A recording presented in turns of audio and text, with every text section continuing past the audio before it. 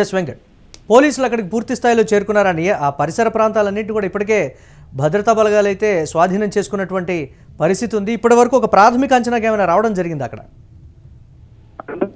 సంబంధించి ఇంకా పూర్తి సమాచారం అయితే స్పష్టంగా తెలియరాలేదు. అసలు అంటే ఏదైనా కారులో ఇటీవల కాలంలో మనం ఈవీ వాహనాలు కూడా చూస్తూ ఉన్నాం. ఈవీ వాహనాల్లో కూడా పేలుళ్లు జరుగుతున్న పరిస్థితి కూడా ఉంది. కాబట్టి ఒకవేళ దీనికి దానికి ఏదైనా సంబంధం ఉందా, లేదంటే అంటే నిజంగా ఉగ్రవాదుల దాడి జరిగిందా అనేది తెలియాలి అని అంటే ఖచ్చితంగా ఫోరెన్సిక్ బృందాలు పూర్తి స్థాయిలో అక్కడ సోదాలు జరిపి అక్కడ పేలుడికి గల కారణాలు ఏంటి, అసలు అలాగే ఆ మంటలు వ్యాపించడానికి గల కారణాలు ఏంటి, ఆ కారులో పేలుడు పదార్థాలు నింపున్నారా లేదా అనే దానికి సంబంధించి కూడా ఆరా తీయాల్సి ఉంటుంది. కాబట్టి అదంతా కూడా క్రమ విచారణలో మరికొన్ని గంటల్లోనే ఆ విషయాలన్నీ కూడా వెలుగులోకి వచ్చే అవకాశం ఉంది. ఏది ఏమైనా దేశ రాజధానిలో జరిగినటువంటి ఘటన తర్వాత దేశవ్యాప్తంగా కూడా ఇప్పుడు మన హైదరాబాద్ కానీ, బెంగళూరు కానీ, చెన్నై, అలాగే ఒరిస్సాలోని భువనేశ్వర్ సహా మొత్తం కూడా ముంబై, అలా ఇట్లా కీలక ఇండోర్ కానీ, ఇట్లా రాజస్థాన్ రాజధాని జైపూర్ కానీ, ఇలా మొత్తం కీలక నగరాల్లో భద్రతను కట్టుదిట్టం చేసిన పరిస్థితుంది. ఇక ప్రముఖులు ఎవరు కూడా ఇప్పుడు బయటకు రావద్దు, అలాగే రద్దీగా ఉన్నటువంటి ప్రాంతాల్లో ప్రజలు కూడా ఒక చోట గుమిగూడి ఉండవద్దు, ఎవరికి వాళ్ళు దూరంగా వెళ్లాలంటూ కూడా కొన్ని చోట్ల మైక్ సైరన్లు ఇస్తున్న పరిస్థితుంది. దేశ రాజధానిలో ఈ విషయం తెలిసిన వెంటనే చాలా మంది అంటే బయటకు వచ్చిన వాళ్ళు కూడా ఇళ్లకు వెళ్లిపోయే పరిస్థితి ఉన్నట్లు కూడా తెలుస్తుంది. ఎస్, పాకిస్తాన్ హస్తం ఏమైనా ఉందా అనేటువంటి కోణంలో కూడా ఇప్పటికే చూస్తున్నటువంటి పరిస్థితి గత 2 రోజుల నుంచి చోటు చేసుకుంటున్నటువంటి పరిణామాలు ఆ కోణంలో చూడొచ్చు అంటారా? ఇది ఖచ్చితంగా అంటే పాకిస్తాన్ ఇందాక మనం కూడా చూసాము, జాతీయ మీడియాలో కూడా కొన్ని వార్తలు గమనించి వచ్చాయి. పాకిస్తాన్ గత కొంతకాలంగా కూడా భారతదేశంలో కక్షసాధ్యంగా జరుగుతుంది, ఉగ్రవాదులను ప్రోత్సహిస్తోంది, పెద్ద ఎత్తున ఉగ్రవాదులను రంగంలో దించుతోందనే ఆరోపణలు అయితే వినపడుతున్నాయి. ఈ నేపథ్యంలోనే తాజాగా గుజరాత్ కానీ, హర్యానా కానీ, జమ్మూ కాశ్మీర్, పాకిస్తాన్ సరిహద్దు రాష్ట్రాలు ఏవైతే ఉన్నాయో వీళ్ళు మొత్తం కూడా భద్రతా బలగాలు కానీ, అలాగే ఎన్ఐఏ కానీ పక్కా సమాచారంతో జల్లెడబడుతోంది. హర్యానాలో ఫరీదాబాద్ లో ఈ రోజు డాక్టర్ ముజామిల్ అదుపులోకి తీసుకున్నారు. అతని వద్ద నుంచే అతను అత్యంత కీలకంగా ఉన్నాడు, అంటే పేలుడు పదార్థాలను కొన్ని ప్రాంతాలకు అతను తరలిస్తున్నాడు. దేశవ్యాప్తంగా భారీగా ఇటు పాకిస్తాన్ సహకారంతో, పాకిస్తాన్ ఆర్థిక సహకారంతో పాకిస్తాన్ ప్రేరేపిత ఉగ్రవాదులు ఇప్పుడు జైషే మహమ్మద్ కానీ, లష్కరే తోయిబా కానీ, ఇండియన్ ముజాహిద్దీన్ కానీ ఏవైతే ఉన్నాయో మొత్తం కూడా ఈ ఉగ్రవాద సంస్థలు అటు మహమ్మద్ సయ్యద్ కానీ, అలాగే మరికొంతమంది కీలక ఉగ్రవాదులు అందరూ కూడా ఇప్పుడు భారత విషయంలో మరింత అంటే పహల్గామ్ ఉగ్రదాడి తర్వాత ఆపరేషన్ సింధూర్ విషయంలో పాకిస్తాన్ కు చుక్కలు చూపించింది. కాబట్టి అక్కడి నుంచి కూడా భారత్ పై ఎలాగైనా సరే కక్ష సాధింపు చర్యలకు దిగాలి, అక్కడ ప్రజలను ఇబ్బంది పెట్టాలి, ప్రభుత్వాన్ని ఇబ్బంది పెట్టాలనే ఒక కోణంలోనే ఇక్కడ ఏదైతే ఉగ్రవాదులు పాకిస్తాన్ ప్రేరేపిత ఉగ్రవాదులు దాడులకు కూడా ప్రణాళిక రచిస్తున్నట్టుగా కూడా తెలుస్తోంది. Yes right Venkat. సో అది ఘటన జరిగినటువంటి ప్రాంతాన్ని ఎక్స్క్లూజివ్గా యూటీవీ స్క్రీన్ మీద చూస్తున్నాం. భయానకమైనటువంటి వాతావరణం ఉంది.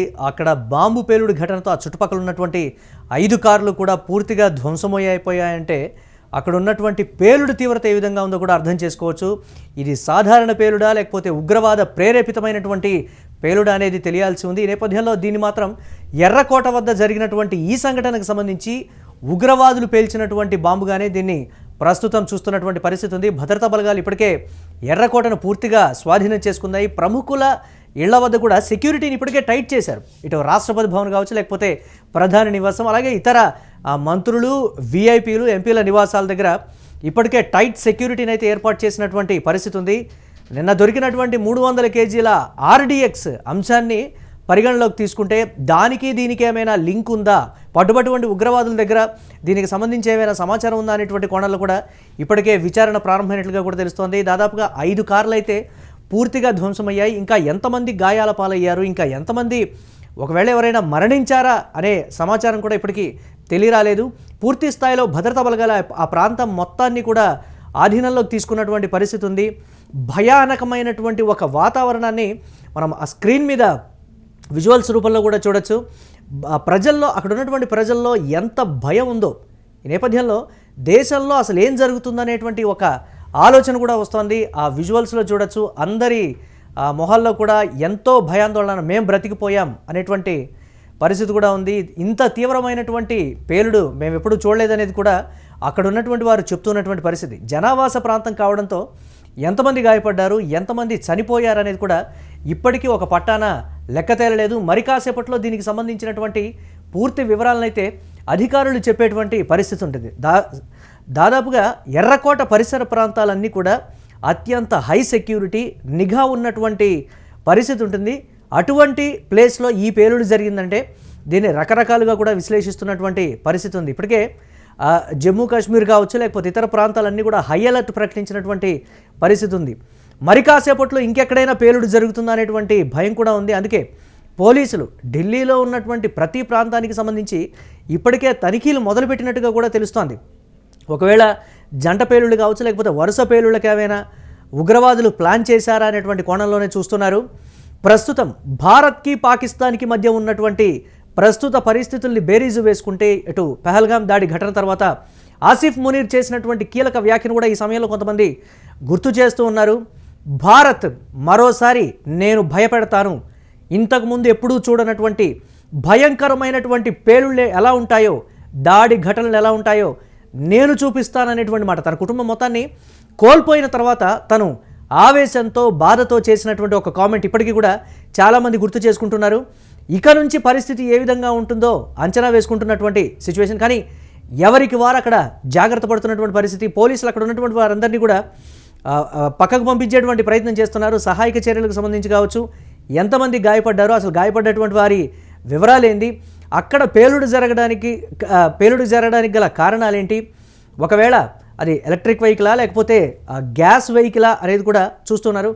ఆ పేలుడైతే ఈ స్థాయిలో జరగదు అనేటువంటి ఒక మాట చెప్తున్నారు. 5 కార్లు, పక్కన ఉన్నటువంటి కార్లు పూర్తిగా ధ్వంసం అవుతున్నాయి అని అంటే దీన్ని నార్మల్ పేలుడు కింద చూసేటువంటి పరిస్థితి లేదు, ఉగ్రవాద పేలుడు కిందే దీన్ని చూస్తున్నటువంటి ప్రస్తుత పరిస్థితి బ్రేకింగ్ న్యూస్ ద్వారా చూస్తున్నాం.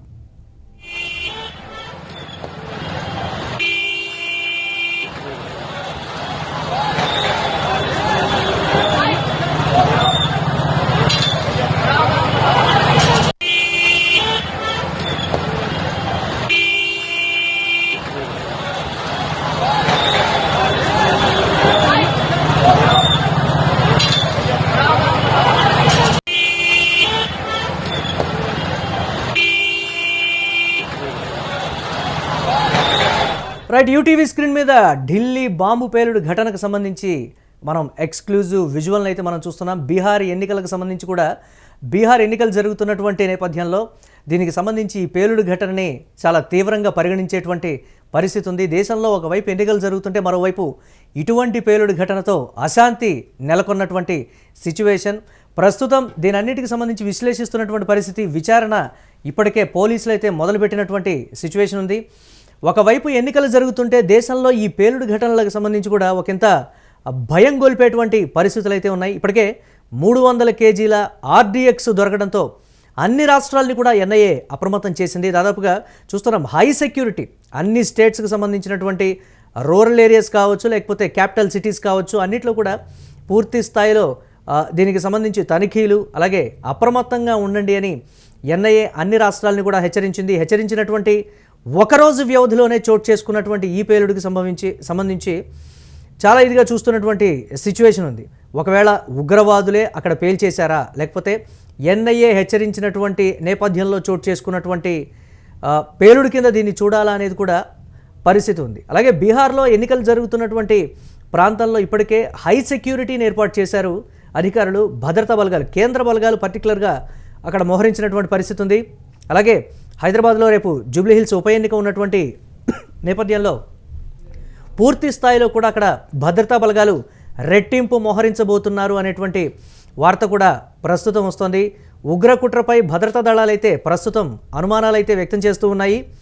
7 ఫైర్ ఇంజన్లతో అక్కడ ఉన్నటువంటి మంటలను ఆర్పేటువంటి పరిస్థితి, అక్కడ ఉన్నటువంటి సిచ్యువేషన్ అంతా కంట్రోల్లోకి తీసుకుని కంట్రోల్ చేస్తున్నటువంటి సిచ్యువేషన్. అక్కడ ఉన్నటువంటి వారందరినీ కూడా పంపించేటువంటి ప్రయత్నం చేస్తున్నారు. ఒకవేళ మరొక బాంబు పేలుడు కానీ ఇమ్మీడియట్గా చోటు చేసుకుంటే తీవ్రత ఎక్కువగా ఉండేటువంటి అవకాశం ఉండటంతో అక్కడ ఉన్నటువంటి వారందరినీ కూడా పక్కకు పంపించి అక్కడ మళ్ళీ భద్రతా బలగాలు తనిఖీలు చేస్తున్నట్లుగా కూడా మనకు ఇన్ఫర్మేషన్ అందుతోంది. భీతి గొలిపేటువంటి పేలుడు ఘటనకు సంబంధించినటువంటి తీవ్రత తాలూకా విజువల్స్ని మనం యూటీవీ స్క్రీన్ మీద ఎక్స్క్లూజివ్గా చూస్తున్నాం. ఎక్స్క్లూజివ్ లైవ్ కవరేజ్ ఇది. దీనికి సంబంధించినటువంటి విజువల్